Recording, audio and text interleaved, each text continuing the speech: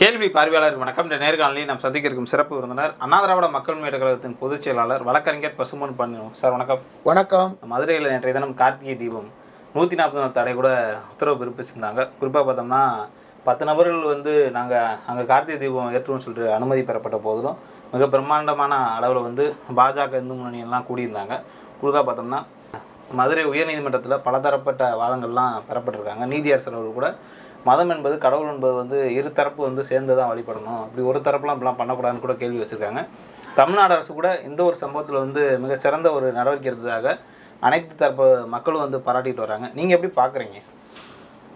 மிகச்சிறந்த நடவடிக்கை தமிழ்நாடு அரசு, நம்முடைய மாண்புமிகு முதலமைச்சர், திராவிட மாடல் தளபதி, நம்முடைய மரியாதைக்குரிய ஸ்டாலின் அவர்கள் எடுத்ததற்காக மிகச்சிறந்த நடவடிக்கை மட்டும் சொல்ல முடியாது, மிக மிக மிக மிகச்சிறந்த நடவடிக்கை. எவ்வளவு நாள் அவருக்கு நம்ம நாடு நன்றி கடன் பட்டிருக்கு.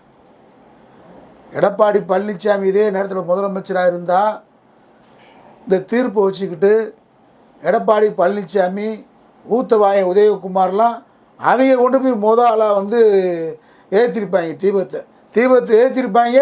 அவங்க இறங்கும்போது கீழே நாடே தீ பிடிச்சிருக்கும்.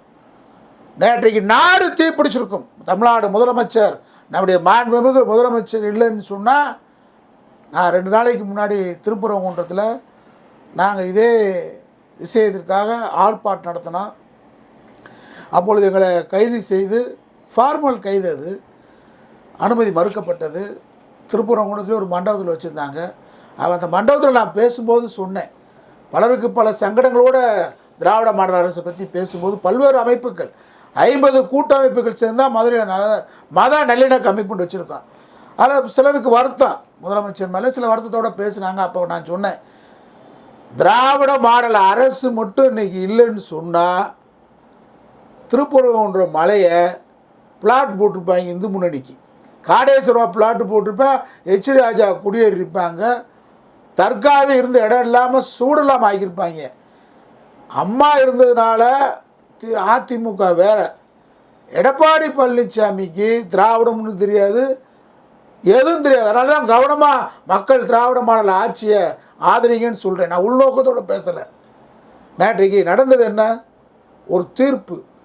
இந்த மாதிரி தீர்ப்பு கொடுத்துட்டு இரவு முழுக்க ஒரு நீதிபதி அவரை அனைவரும் பார்ப்பனர்களுக்கு மனு தர்மத்துக்கு ஆதரவாக பகிரங்கமாக தீர்ப்பு வழங்குறான்னு சொல்லி குற்றம் சொல்லிக்கிட்டு இருக்கிறான்.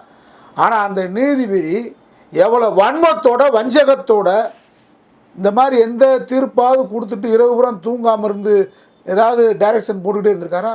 அவர் மனசாட்சியை பேசட்டும். இது கலவரம் வரும்னு தெரியும். சரி, நேற்று நீங்கள் கொடுத்த தீர்ப்பை வச்சு இந்த கலவர கும்பல் ரொம்ப தைரியமாகி மேலே போய் தற்காவை இடிச்சுப்புறான். என்ன ஆகும்னு நினைக்கிறீங்க? எல்லாரும் அவன் கையை கட்டிக்கிட்டு வீட்டில் வாயை பொத்திக்கிட்டு இருப்பான்னு நினைக்கிறீங்களா? என்ன ஆயிருக்கு? எதிர்தரப்பு சும்மா இருப்பாங்களா? எதற்குமே எதிர்வினை உண்டு. ஒரு வினை என்றால் எதிர்வினை உண்டு, ஒரு செயல் என்றால் எதிர் செயல் உண்டு, ஆக்ஷன் என்றால் ரியாக்ஷன் இருக்கும். ரியாக்ஷன் எப்படி இருக்கும்னு சொல்ல முடியாது. ஆக்ஷனை விட பல மடங்காக இருக்கும்ல. வந்தவன் கூலி போட்டாளா நல்லா தெரிஞ்சுக்கிடுச்சு. நான் தமிழ்நாடு முதலமைச்சருக்கு கோடான கோடி நன்றிகளை நான் மதுரையில் வாழுகின்ற மண்ணின் மைந்தன் அடிப்படையிலையும், நான் வழக்கறிஞர் அடிப்படையிலையும், மத நல்லிணக்க கூட்டமைப்பு சார்பாகவும், நான் சார்ந்திருக்கிற அண்ணா திராவிட மக்கள் முன்னேற்ற கழகத்தின் சார்பாகவும் முதலமைச்சருக்கு முதல்ல நன்றியை தெரிவிச்சுக்கிறேன். இரவு முழுவதும் ஒரு நீதிபதி, நீதித்துறையா, தமிழ்நாடு அரசா, மக்களால் தேர்ந்தெடுக்கப்பட்ட அரசா, பூணலா, அதான் நேற்று நடந்த போட்டியாக நான் கருதுறேன். பூணல் வெற்றி பெறுமா, மக்களால், இந்த சூத்திர மக்களால் தேர்ந்தெடுக்கப்பட்ட அப்படின்னு நினைக்கிறாங்க. இந்த அரசு போகிற உத்தரவு பெருசா, அதானே அவர் நினைக்கிறாரு. நேற்று என்ன 6-5க்கு ஏற்றாட்டினா கண்டுண்டாவத்தை கோர்ட் போடுவேன்றாரு. அப்புறம் அவர் என்ன சொல்கிறாரு, நானே பகிரங்கமாக சொல்கிறார், நான் நீதிபதி இல்லாட்டி நானே போய் ஏற்றுவேன். ஏற்றுறதுக்கு அவருக்கு முடியுமா? நான் நீதிபதியானால விமர்சனம் பண்ணாமல் இருக்கேன்.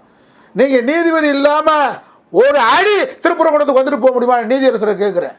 இல்லை, இது அவரே எதுக்கு அவர் சொன்னது போது நான் பதில் சொல்லி ஆகணும்ல. அவர் நீதிபதியாக இருந்து பேசணும். ஒரு நீதிபதியாக இருந்துக்கிட்டு நானே களத்துக்கு போவேன், நானே அடிப்பேன், நானே ஏற்றுவேன்னா அது டிஸ்பியூட் இடம். அது டிஸ்பியூட் இடம். ஓகே, கலவரத்துக்கு உட்பட்ட இடம், கலவரத்தை மூட்டுற இடம், கலவரத்தை தூண்டுற இடம். டேஞ்சர்ஸ்ன்னு போடுறான், கை வைக்காதன்றான். தீயில கை வைக்காதேன்னு சொல்கிறான். தீ வச்சா என்னாங்க, கை வேகும். டேஞ்சர்ஸ்ன்னு போடுறான். ஒரு பெரிய இபி மின்சாரத்துக்கிட்ட இருக்கிற டிரான்ஸ்பார்மர் டேஞ்சர் அப்படின்னு போடுறான். இது டேஞ்சர். தர்காவுக்கு சொந்தமான இடம்னு சொல்லி அவங்க சொல்லியிருக்காங்க. பிரிவி கவுன்சிலில் தீர்ப்பாயிருக்கு. ஏற்கனவே 2 நீதிபதிகள் தீர்ப்பு கொடுத்துருக்குறாங்க. இது சிவில் கோர்ட்டில் தீர்க்க வேண்டிய பிரச்சனையை நேற்று நிர்வாகம் என்ன பண்ணியிருக்காங்க, நீதிமன்ற தீர்ப்பு அமுல்படுத்திருக்காங்க. நிர்வாகிகள் என்ன, அறநிலையத்துறை அல்லது இந்து கோயில் நிர்வாகம் என்ன பண்ணும், திருப்பரங்குன்றம் நிர்வாகம் போவாங்க. போகும்போது என்னாங்க, சாதாரண விஷயம். நீங்கள் ஒரு ஜப்தி ஆர்டரே போடுறாரு, சாதாரண ஒரு வழக்கறிஞராக சொல்கிறேன். நீதிமன்றம் வந்து ஜப்தி ஆர்டர் போடும். ஒரு வழக்கில் ஜப்தி ஆர்டர் பண்ணுறதுக்காக கோர்ட்லேருந்து அமீனா எல்லாம் போவாங்க. போகும்போது அந்த ஜப்தி யாருடைய வீடு, உரிமையாளர் வீடு ஜப்தி பண்ணப்படுதோ அவர் வந்து நீங்கள் அவங்க வீட்டாளர்கள்லாம் தடுக்கிறாங்கன்னு சொன்னால் அவர்கள் தடுத்தார்கள், ஆகவே நாங்கள் ஜப்தி செய்ய முடியவில்லை என்று நீதிமன்றத்துக்கு தான் சொல்ல முடியும். பொருளை தூக்கி அமீனாவோ அங்கே போன நீதிமன்ற அலுவலரோ தூக்கி எறிய முடியாது. அதுக்கு பின்னாடி வித் போலீஸ் ப்ரொடெக்ஷன் வேணும் அப்படின்னு கேட்பாங்க. போலீஸ் ப்ரொடெக்ஷன் தனியாக கேட்பாங்க அந்த பெட்டிஷனர். போலீஸ் போய் உள்ளே போய் பொருளை தூக்கிட்டு வர முடியாது. அந்த அதிகாரமும் போலீஸுக்கு கிடையாது. வீடு பூட்டி இருக்குன்னு வைங்க, ஜப்தி பண்ணுற வீடு, அந்த வீடை உடைக்கிறதுக்கு அதிகாரம் கிடையாது. புரோக்கன் ஆர்டர் வாங்கணும். அந்த பூட்டை உடைக்கிறதுக்கு புரோக்கன் ஆர்டர். இப்படிலாம் இருக்குது, சட்ட பரிமாணம் படிநிலை இருக்குது. ஆனால் இவர் வந்து தர்கா வைக்கக்கூடிய வாதம் கால அவகாசம் கொடுங்க, அதையும் கேட்கல. அல்லது இந்து தலைமை அந்த அர்ச்சகர் ராஜா பட்டர் சொல்கிறாரு, நாங்கள் 100 ஆண்டுகளுக்கு மேலே இங்கே தான் ஏற்றுறோம், இதான் முறை, முருகனுடைய கருவறைக்கு மேலே தான் ஏற்றுறோம்ன்றாரு. அதையும் கேட்கல. பொதுமக்கள் எனக்கு திரண்டா, பக்தர்களை திரண்டா, திருப்பரங்குன்றத்தில் இருக்கக்கூடிய மக்கள் அவங்க வேணாம், நாங்கள் நல்லெண்ணெய்க்குமாக தான் வாழ்கிறோம், நாங்கள் இந்த தர்காலே போய் நாங்கள் தான் அதிகமாக கறி சாப்பிட்றோம், இஸ்லாமியரை விட அதிகமாக மட்டன் சாப்பிட்றது, அங்கே போய் இந்த தந்தூரி விழாவில் கலந்துக்கிறது நாங்கள் தான். அங்கே கூட இந்துக்கள் விளக்கமாத்தத்தை அடிக்கிற மாதிரி சொல்கிறான், பழைய செருப்படுத்த அடிக்கிற மாதிரி சொல்கிறான். காதில் எவனுக்கு விழுகலை. அப்போ வந்தவன் யார்? நான் ஏற்கனவே சொன்னேன், இது வந்து சுமூகமாக அங்கே தான் ஏற்றணும் அப்படின்றது ஒன்றும் கட்டாயம் இல்லை. முருகனுக்கு பெருமை கிடைக்க போகிறது இல்லை. இது யார் கலவரக்கார யார்? நேற்று தமிழ்நாடு அரசு காவல்துறை மத நல்லிணக்க அமைப்பு எங்களுடைய கோரிக்கையெல்லாம் ஏற்றது மட்டுமல்ல, அவங்க நாடு நலமாக இருக்கணும், கலவர இந்துக்களுக்கு விரோதம்னு சொல்லிட்டேன் உடனே. அது மக்கள் இன்றைக்கி வந்து இந்துக்களுக்கு விரோதமாக நடந்தால் இன்றைக்கி மக்கள் கொந்தளிச்சிருப்பாண்டா. உங்களுக்கு யாரா வந்தது ஆதரவா? உங்களுக்கு யார் வந்தது ஆதரவா? நேற்று வீடியோ எடுத்து பார்த்தாச்சுன்னா தமிழ்நாடு காவல்துறை சிறப்பான நடவடிக்கை மதுரை மாநகர காவல்துறை எடுத்திருக்கு. ஆனால் எடுத்திருக்குன்னா 13 பேர் மேலே வழக்கு போட்டிருக்கு. இன்னும் இந்த 13 பேர் தான் தூண்டி விட்டவன். இவனை பிடிச்சி விசாரிக்க வேண்டிய முறையில் அங்கே இருக்கிற இன்ஸ்பெக்டர் வீரபத்திரன் இருக்கிறார் நினைக்கிறேன், அவர் சரியாக இன்னும் விசாரணையை தீவிரப்படுத்தினா இதை மதுரை மாநகர காவல்துறை கையில் எடுக்கணும். எடுத்து விசாரிக்க வேண்டிய முறையில் இந்த 13 பேரை விசாரித்தா இவங்களுக்கு காசு சப்ளை பண்ணது யார்? மதுரைக்காரங்க யாரும் வரல, வந்தவன் பூராமே திட்டமிட்டு ஏற்கனவே வெளியூர்லேருந்து வந்த மாதிரி தென்காசி, கோவை, கரூர், நாமக்கல் இந்த மாவட்டத்துக்காரர் தான் வந்திருக்கான். காடேஸ்வரா 4 நாளைக்கு முன்னாடியே தயார் பண்ணி மதுரையை சுற்றி தங்கியிருந்து ஐயப்பன் வேடமிட்டு முருகன் வேடமிட்டு வந்திருக்காங்க. அயோத்தி ஃபார்முலா தான், அயோத்தி ஃபார்முலா. இது ஒரே ஃபார்முலா தான் அவங்களுக்கு. உங்களுக்கு ஒரு ஃபார்முலா வெளியே காட்டிட்டீங்க, நாங்கள் பல ஃபார்முலா வச்சுருப்போம். நாங்கள் ஃபார்முலாவோடு இறங்கணும்னு வச்சுக்க, உன் ஃபார்முலா தரமட்டமாயிரும். ஆனால் எங்களுக்கு இந்த அரசு மீது நம்பிக்கை இருக்குது, இந்த சட்டத்தின் மீது நம்பிக்கை இருக்குது. இன்றைக்கி கூட நம்முடைய திருமாவளவன் அருமையாக சொல்லியிருக்கிறார், இம்பீச்மெண்ட் கொண்டு வரணுன்றிருக்காரு. கொண்டு வரணும். ஏன்னா பகிரங்கமாக 6-5க்கு நான் கண்டம்டாவத்தை கோட்டு போடுவேன். நானே நான் ஜட்ஜாக இல்லாட்டி நீங்கள் வந்தால் உங்களை ஆர்எஸ்எஸ்காராக தானே பார்ப்போம், உங்களை பாஜகக்காரர் தான் இப்போ ஜட்ஜாக இருக்கிறனால மரியாதைக்குரிய நீதியரசர் ஜிஆர்எஸ் அவர்களேன்னு சொல்கிறா. இப்போ எச் ராஜாவை என்ன சொல்கிறேன், எச்எப்பிள்ளைன்றல, அப்புறம் அது மாதிரி தானே வரும். கருத்தாக சொல்லியிருக்காங்க. என்ன கருத்து? இந்த கருத்து தேவையில்லை நீதிபதிக்கு. நீங்கள் எப்படி வர முடியும்? நீங்கள் எப்படி ஏற்ற முடியும்? ஏற்ற விட்டுருவோமா? ஏற்ற விட்டு எங்கள் 2 கை பூ பறிச்சுக்கிட்டு இருக்குமா? மத நல்லிணக்கவாதிகள் கை. மதுரை என்பது மத நல்லிணக்க ஊர், சாதி சமயமற்ற ஊர். முருகன் வந்து பாதுகாக்கப்பட, முருகனுக்கு ஒரு பெரிய ஆபத்து இல்லை, ராமனுக்கு ஆபத்துன்ற மாதிரி முருகனுக்கு ஆபத்துன்னு வர்றீங்க. 100 ஆண்டுகளுக்கு மேலே அந்த இடத்துல தீபம் ஏற்றிக்கிட்டு இருக்காங்க. இப்போ புதுசாக நேற்றைக்கு வந்தவன் காளிப்பைய, காவிப்பைய, மொல்லமாரி பைய, அவனை அடையாளம் கண்டுக்கிட்டு வீடியோவில் எடுத்திருக்காங்க, போலீஸ் எடுத்திருக்கு.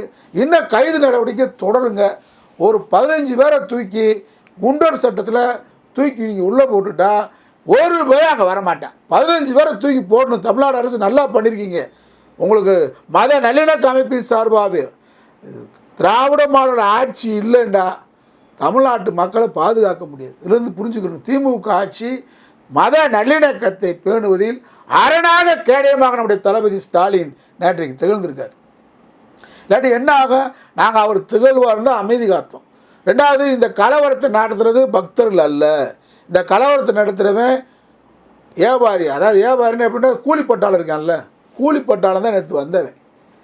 கூலிப்பட்டாலும் கஞ்சா அடிச்சுட்டு தண்ணி அடிச்சுட்டு வர கஞ்சா குடிச்ச போய் தான் நேற்று வந்தவன். வந்தவன்லாம் யாருன்னு அடையாளம் பார்த்துட்டான். தனித்தனியாக அவங்கள பார்க்க முடியும் நாங்கள். ஆனால் அது எங்கள் வேலையில் காவல்துறை பார்த்துக்கிறங்க. ஏன்னா பதிலுக்கு பதில்ன்றது நல்லா இருக்காதுன்னு நினைக்கிறேன். நீ நேற்று ஏறி தர்காக்கிட்ட போயிருந்தா கதை வேற, கதை வேற, புரியும்ல, வேற கதை தான். ஆனால் அந்த கதைக்கு நம்முடைய திராவிட மாடல் அரசு மக்களை இரத்தப்பலியாக்காமல், வன்முறை இல்லாமல் நேற்றைக்கு மதுரையை தகர்ப்பதற்காக, மதுரையே தீ வைக்கும் நினைச்சு தான் இந்த தீர்ப்பு. இது தீர்ப்பு அல்ல, தீப்பந்து. ஏற்கனவே சொல்லியிருக்கீங்க, தீப்பந்தை கொடுத்து விட்டா ஏற்கனவே ஆடுறாங்க.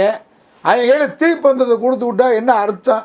இன்றைக்கி நீதியரசர், நம்முடைய தலைமை நீதியரசர், நம்முடைய நீதியரசர் ஜெயச்சந்திரன் தலைமையில் விவாதங்கள் நடந்துக்கிட்டு இருக்கு. அது முடிவு என்ன வருதுன்னு பார்ப்போம். நாடு நல்ல முடிவை எதிர்பார்க்குது. திராவிட மாடல் அரசு ஏன் தொடரணும், 2.0 ஏன் வரணும், என்றைக்கும் திராவிட மாடல் அரசு தான் அங்கே நிற்கணும். இல்லாட்டின்டா இந்த சங்கி போய் ஆடிடுவான். ஆடும்போது அவனுக்கு எதிர் நடவடிக்கை நம்ம போயிடுவோம். அது வேறு. சங்கியாக நம்மளான்னு பார்த்தா தமிழ்நாட்டில் நம்மளை மீற முடியாது. ஒரு அடி கூட அவன் எடுத்து வைக்க முடியாது தர்காவை நோக்கி. சர்ச் அதை எப்படி சொல்ல, கிறிஸ்தவர்கள் அவர்களுடைய ஆலயங்களில் பிரார்த்தனைகள் நடத்தட்டும், மசூதியில் இவங்களுடைய பள்ளிவாச ஆராதனைகள், இவங்களுடைய தொழுகை நடக்கட்டும், இந்து கோயில்களில் 6 கால பூஜை நடக்கட்டும். இதில் யாரும் தலையிடலை. தமிழ்நாடு அருமையாக இருக்குது. இந்த அருமையாக இருக்கக்கூடிய ஊரை அயோத்தி ஆக்கணும். அயோத்தியில் என்ன செஞ்சால் அது மாதிரி ஃபார்முலா இங்கே எடுக்கிறான். மதுரை நான் என்ன சொல்கிறேன், திருப்பரங்குன்றம் கோயிலுக்குள்ளே இனிமேல் வெளியூருக்காரன் ஐடென்டிட்டி கார்டு கொண்டு மதுரைக்காரன் மட்டும் தான் உள்ளே வரணுன்ற மாதிரி கொண்டு வாங்க. ஐடென்டிட்டி கார்டு வாங்கி உள்ளே அனுப்புங்க. இல்லை, இன்னைக்கு இயல்பு நிலை திரும்பிடுச்சு. இயல்பு நிலை உடனே திரும்ப. ஏன்னா கலவரக்காரன் இல்லை, மக்கள் கலவரக்காரன் இல்லை. மக்கள், நான் நிறைய மக்கள்கிட்ட பேசுகிறேன், தொடர்பு வைக்கிறேன். ஏங்க எப்போ ஏற்றுறது தாங்க ஏற்றுறாங்க, அதானங்க முறை. இதை யாருங்க புதுசாக வந்து எங்கள் ஊருக்குள்ளே வந்து சொல்கிறேன் திருட்டு போய் யாருங்க பூரா முள்ள மாதிரி போய் காசுக்காக வந்திருக்கேன் திருட்டு போயின்னு மக்களே பேசுகிறாங்க. மக்கள் அருமையாக இருக்கிறாங்க. தமிழ்நாடு பக்குவப்படுத்தப்பட்ட மண், பெரியாரால் அண்ணாவால். அதனால் சில கூலியை கண்டுபிடிச்சிட்டாங்க. காவல்துறை கூலியை அடையாளம் கண்டுபிடிச்சி கலவரத்துக்கு யாருன்னு காவல்துறைக்கு தெரியும். 13 பேர் மேலே வழக்கு போட்டுருங்க. அவங்கள குண்டர் சட்டத்தில் கைது செஞ்சால் என்னைக்கு இந்த பக்கம் திரும்ப மாட்டாங்க. நீங்கள் நடவடிக்கை இன்னும் இரும்பு கரை கொண்டு அடக்குங்க. அடக்க வேண்டும், அடக்கும். நேற்றைக்கு பாருங்கள் எவ்வளோ பெரிய விஷயம். மத்திய ஒன்றிய அரசு காவல்துறையும் மாநில துறையும் மோத வைக்கிறதுக்கான ஏற்பாடு. உடனே இது மாதிரியான தீர்ப்பு ஐயப்பன் கோயிலில் வழங்கப்பட்டிருக்கு. உச்சநீதிமன்ற தீர்ப்பை அமல்படுத்துகிறீங்களா? அது மாதிரி அமல்படுத்த முடியுமா? எத்தனை தீர்ப்புகள் உச்சநீதிமன்றத்தில் வழங்கப்பட்ட காவேரி தீர்ப்புகள், முல்லை பெரியார் தீர்ப்புகள், எத்தனை தீர்ப்புகள் கிடப்பில் கிடக்கு? என்ன இந்த தீர்ப்பு? இந்த தீர்ப்பினுடைய நோக்கம் என்ன? கலவரத்துக்காக இந்த தீர்ப்பை அமுல்படுத்தியே தீருவேன். அதை விட நீதித்துறையாக அரசா, மக்களால் தேர்ந்தெடுக்கப்பட்ட ஜனநாயக அரசு இருந்தால் தான் நீதித்துறையை இயங்க முடியும். இந்த நீதித்துறையை இயங்குறதுக்கு காரணம் யார்? இந்த அரசு தான். அதில் அரசு நினச்சா, இப்போ அவங்க போய் உள்ளே போனாங்க, கிரிமினல் ட்ரெஸ் பாஸ் உள்ளே வரக்கூடாது அப்படின்னு தர்கா தடுத்துட்டா போக முடியாது. ஏன்னா தர்காவுக்குள்ளே போய் தான் அந்த இடத்துக்கு போக முடியும். இதை முதல் புரிஞ்சுக்கிறேன். அதை பக்தர்கள் இன்னைக்கு போனால கோயிலுக்கு, நேற்று போனால கோயிலுக்கு இயல்பு நிலை திரும்பி இந்த பக்தர்கள் போய் நாங்கள் போய் மேலே போய் தீ வைத்துக்கிட்டா நம்ம இஸ்லாமிய சோழில் வாங்கன்னு கூட்டு போவாங்க. அப்படியால் தான் பழகர் ஆற்றுல இறங்குறாரு, அவங்க தான் எல்லா இடத்துலையும் வரவேற்கிறாங்க. வாங்க மாமா, வாங்க மச்சான், வாங்க மாப்பிள்ளை அன்போடு உபசரிக்கக்கூடிய தகவல்கள். அவங்க இதயத்தை இடிக்கிற மாதிரி பாபர் மசூதி இடிச்சிங்க. இப்போ அதே ஃபார்முலாவை கொண்டு வந்து மதுரையில் இம்மியெல்லாம் விட மாட்டான், ஒரு அடி அகலம் கூட விட மாட்டான். மதுரை மத நல்லிணக்க பூமி.